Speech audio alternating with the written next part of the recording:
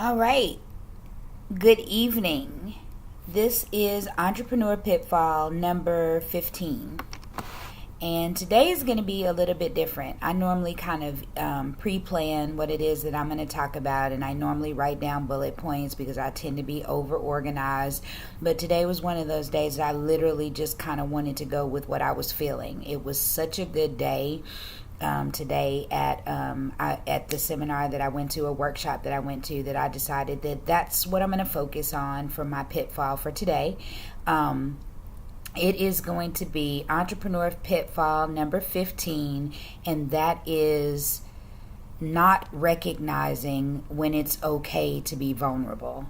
And that'll all make some sense in a minute. But I think that as entrepreneurs, we tend to forget that sometimes you have to open yourself up, or you have to expose yourself.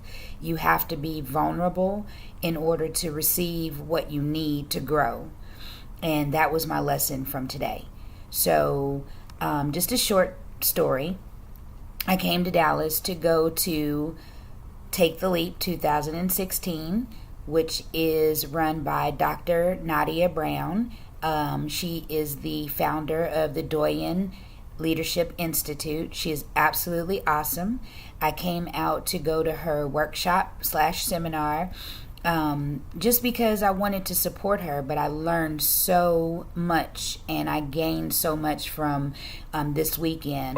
I learned a lot about myself. And I met some absolutely wonderful ladies, but I also got some valuable lessons that came from my ability to allow myself to be vulnerable in front of a group of women who I did not know. But being vulnerable and giving my experience and using my situation and allowing ladies that I trusted to judge and provide feedback has turned out to be probably one of the best experiences in my entrepreneur journey. So I want to thank Dr. Nadia Brown for that. So let me tell you a little bit about that and what that looked like. So when I arrived here yesterday, I was very low energy, and anybody that knows me knows that I tend to be hyper excited. I'm always at the top. My cup is always full, and I act like I'm operating on caffeine at all times, but that's because I'm generally really happy about life. But yesterday, I had very low energy. I didn't network very much, and I didn't introduce myself to people, which I know was different for me. But because my energy was so low, I didn't want to interact with others and pass that low or negative energy on to everybody else. So I was just being very quiet and being very much into myself. So I had some reasons for that. Number one, as an entrepreneur with going through my struggle, I barely made it here to go to the conference.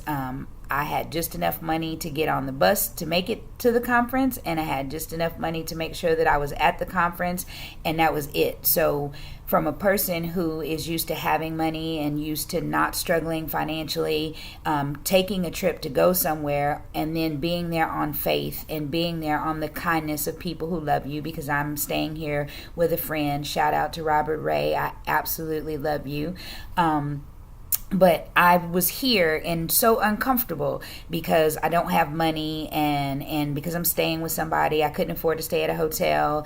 And the truth of the matter is that gave me a very low vibration, or a very low energy. And so when I went to the conference, I was feeling kind of down. I wasn't really sure, how I was feeling about it. And then we had a moment, and I think I might have mentioned it yesterday. Tiffany had an epiphany. And the way that I allowed myself to be vulnerable was I realized that I'm actually doing some things in my business that I am not really fond of. So I have some services that I offer or have been offering that I don't necessarily aspire to do. I'm good at them. They're within my realm. They're within my education, but they're not the things that bring me joy. And one of the things that I had to realize was, well, if it doesn't bring you joy, Tiffany, then why in the heck are you doing it? I mean, my business can be whatever it is that I want it to be. And if that is the case, if I'm defining my business or if I'm defining my own experience, why would I settle for an experience that is less than stellar? So why would I do or offer services that I don't enjoy doing? And I was able to share that with a group of ladies and to actually come to the realization that I really want to be speaking. I really want to be putting training programs together. I really want to be traveling, and I really want to be doing videos, and I want to be helping people with improving their lives and having aha moments and transforming people and helping them understand that you can live the life that you really want to live. It does take a little bit of determination, or a lot of determination. It takes patience, and it also takes knowing what you want and not settling for anything that is less than that. So that's what happened over the weekend. I opened myself up to be extremely vulnerable and put everything about how I felt about my business on the table. Got some wonderful feedback from some beautiful, beautiful ladies. Shout out to the branding chicks. I met her. She's Nikita. She is wonderful. And then I also met Stephanie Morrow, who is a life coach and just an overall coach, and she was beautiful. I met Dr. Wright, who is into media, and she was absolutely transforming for me. So I met some wonderful, wonderful ladies, and I appreciated every nugget that they gave me. And I want to thank Dr. Nadia Brown for even putting me in that situation to be able to meet people who could be that supportive and that could help me with figuring out where do I want to go and exactly what I want to do. Now, I haven't made significant changes to my business, but what I did do is I reevaluated what I offer, why I offer it, how much I'm going to charge for it, and just having a better overall idea of where I want to go, how I want to get there, and the thing that I want to focus on the most. So I'm still going to do some of those things that don't excite me as much, but they will no longer be the focal point of my business.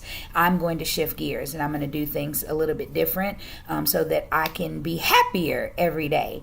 So anyway, that is Entrepreneur Pitfall number 15, and that is vulnerability, knowing when to be vulnerable, and knowing that it is okay. And sometimes you have to be vulnerable, you have to expose yourself in order to grow. You have to trust that there are some people in this world who do want to see you succeed. And I was in a room full of women this weekend that was their goal. They wanted to grow and they wanted to help others grow.